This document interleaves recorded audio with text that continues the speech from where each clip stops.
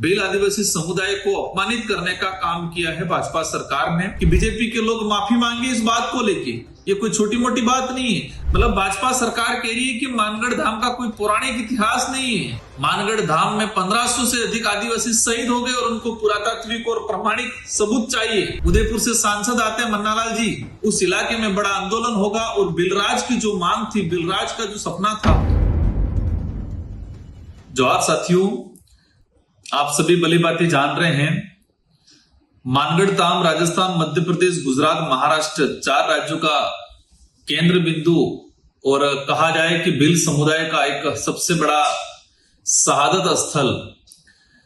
कल भारत सरकार ने लोकसभा में जवाब दिया और उस जवाब में मानगढ़ धाम को एक तरीके से तिरस्कार करने का काम किया। उन शहीदों को अपमानित किया जो 1913 में गोविंद गुरु के नेतृत्व में अंग्रेजों और राजा रजवाड़ों के खिलाफ आजादी का बिगुल बजाया था और बिलराज कायम करने, अलग बिलराज की जो मांग की गई थी, उस मांग में शहीद हुए 1500 से अधिक भील आदिवासी समुदाय को अपमानित करने का काम किया है भाजपा सरकार ने। लोकसभा का जो क्वेश्चन लगा था हनुमान जी का, उसमें रिप्लाई आया। इससे पूर्व एक बार मेरे भी क्वेश्चन पे यही जवाब इस तरह से दिया गया था कि मानगढ़ धाम को महत्वपूर्ण नहीं मान रहे हैं। वो कह रहे हैं कि इसको राष्ट्रीय गौरव या राष्ट्रीय लेवल का दर्जा, राष्ट्रीय लेवल पे सम्मानित करने की बात नहीं कर रहे हैं। लेकिन कल जो जवाब दिया उसमें लिखा गया कि मानगढ़ धाम प्रमाणित और अखंडता बनाए हुए नहीं रखता है।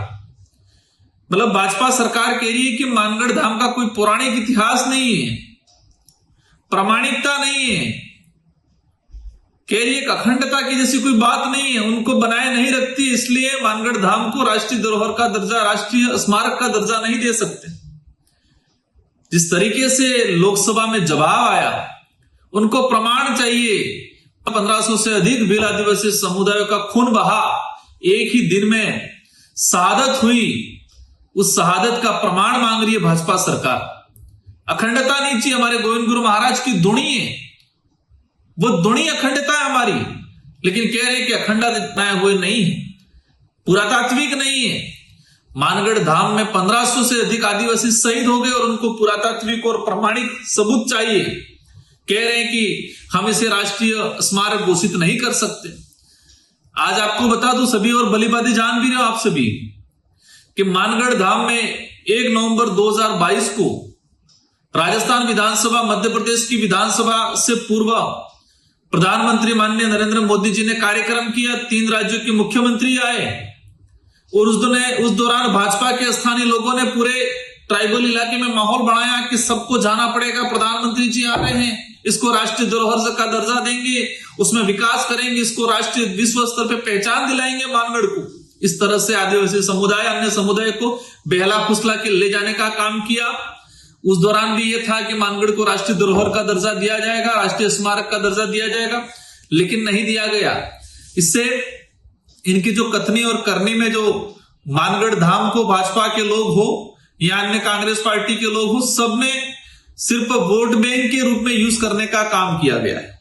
हमने देखा है कि जब भी चुनाव आते हैं, लोकसभा चुनाव से पहले महामहिम राष्ट्रपति महोदय को भेजा, अच्छी बात, हम स्वागत करते हैं, लेकिन सिर्फ आदिवासी बाहुल्य क्षेत्र को वोट बैंक के रूप में यूज किया। मानगढ़ जो हमारा शहादत स्थल है, इन भाजपा के लोगों ने वोट बैंक के रूप में यूज करने का काम किया गया है। आज जिस तरह से पार्लियामेंट में क्वेश्चन का रिप्लाई दिया है, वो रिप्लाई ही नहीं, इन 1500 शहीद जो भील गणवीर थे उनको अपमानित करने का काम किया है। यही नहीं, आपने देखा होगा उदयपुर से सांसद आते हैं मन्नालाल जी, इनके लिए तो क्या ही बोले तो कम पड़े, मजबूरी में बोलना पड़ रहा है। इन्होंने, आपको ध्यान होगा, साल भर पहले हमारे 9th क्लास की किताब थी, उसमें लिखा था मानगढ़ का इतिहास, गोविंद गुरु महाराज की जीवनी और बिलराज की जो बात थी, हमारे गोविंद गुरु महाराज के नेतृत्व में अलग बिलराज की जो बात हुई थी, उसको पाठ्यक्रम से हटाने का काम किया। राज्य सरकार को पत्र लिखा कि मानगढ़ का जो इतिहास है, गोविंद गुरु महाराज के नेतृत्व में जो अलग बिलराज कायम करने की जो मुहिम छेड़ी थी, उसको हटाने का, उसको सिलेबस से हटाओ, ये आपत्तिजनक है। 1500 भील गणवीरों जो शहीद हुए उनकी शहादत को आपत्तिजनक बताया और पाठ्यक्रम से हटाने का काम किया। ये लोग उस विचारधारा के लोग हैं जो आदिवासी इतिहास को मिटाने का काम करते हैं। उनका जो आदिवासी समुदाय का अधिकार है, उनका जो संस्कृति है, परंपरा है, उनको खत्म करने का काम करते हैं।